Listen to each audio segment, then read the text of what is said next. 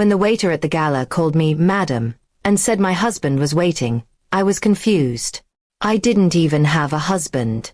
But then I saw him, Alexander Knight, the billionaire whose name shook the business world.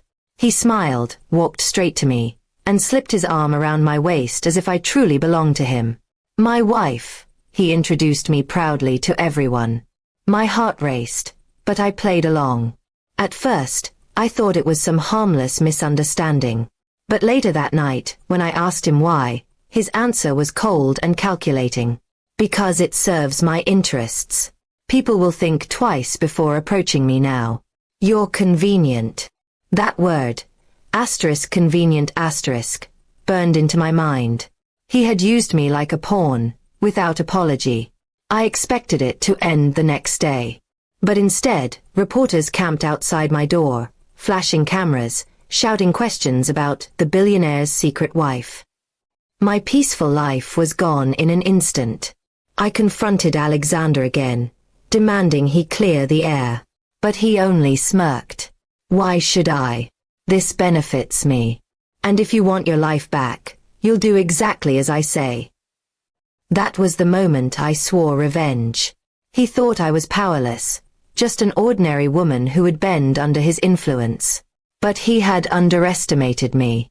If he wanted to use me for his game, then I would turn his game against him. I began by playing the perfect role. At events, I smiled by his side. I let him call me my wife in front of partners, politicians, and investors. I pretended to adore him, to depend on him, while secretly learning everything I could about his business, his enemies, and his weaknesses. The more time I spent with him, the more he trusted me.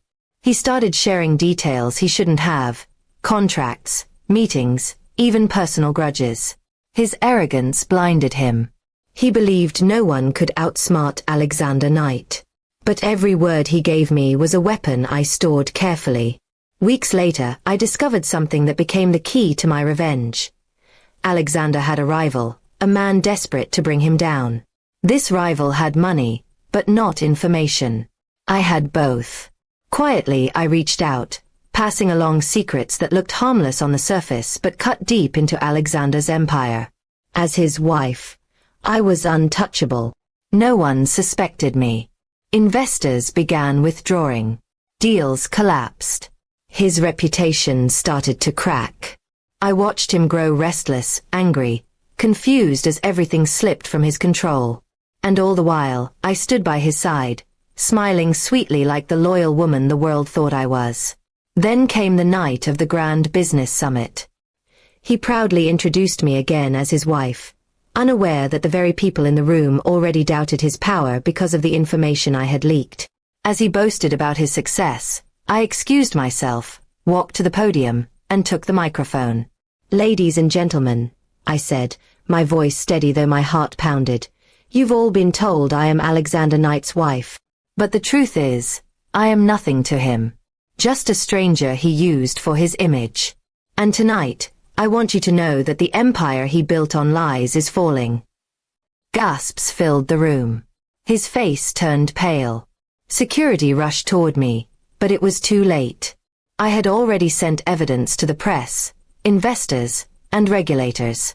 By morning, Alexander Knight's name was no longer tied to power. It was tied to scandal, betrayal, and downfall. As I walked out of the summit, I felt the cameras flash at me once again. But this time, I wasn't the woman mistaken for someone's wife. I was the woman who had destroyed the billionaire who thought he could control me. Revenge had never tasted so sweet. He wanted the world to believe I was his wife. In the end, that same lie became the knife I used to end his reign. And when he finally looked at me with rage and disbelief, all I said was, "You should never have chosen me as your pawn."